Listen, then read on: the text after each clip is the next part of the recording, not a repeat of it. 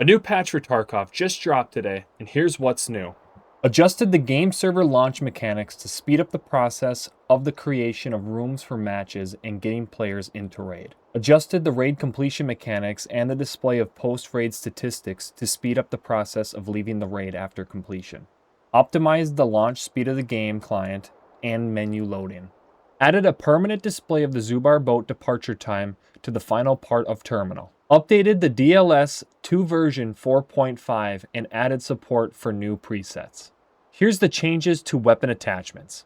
Adjusted the stats of most weapon attachments, like muzzle brakes, magazine grips, and buttstocks. The goal was to bridge the gap between the most popular, high-tier attachments and those that are rarely used. For muzzle devices, flash hiders, muzzle brakes, and similar attachments now reduce recoil more effectively. Suppressors, including their combos with various muzzle brakes, now have a smaller impact on recoil. In exchange, their ergonomics penalty has been reduced. These changes are aimed at addressing the current prevalence of suppressors, which are used almost universally.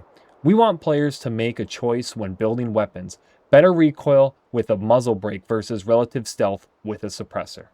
Adjusted the bonuses and penalties for all existing magazines. The impact of high-capacity magazines on weapon ergonomics has been reduced. Narrowed the stat gap between different pistol grips, front grips, and buttstocks.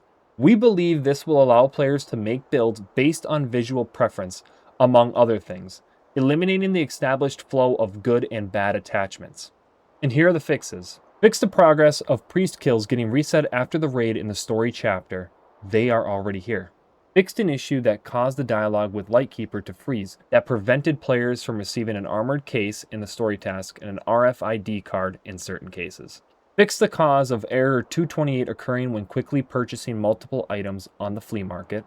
Fix the incorrect damage calculation that resulted in no penalties being applied for a blacked out limb. Fixed an issue where gear presets suggesting purchasing weapon parts even though the required weapon build was already in the stash. And that's the end of the patch notes. What do you think of the changes they made? Let me know in the comments.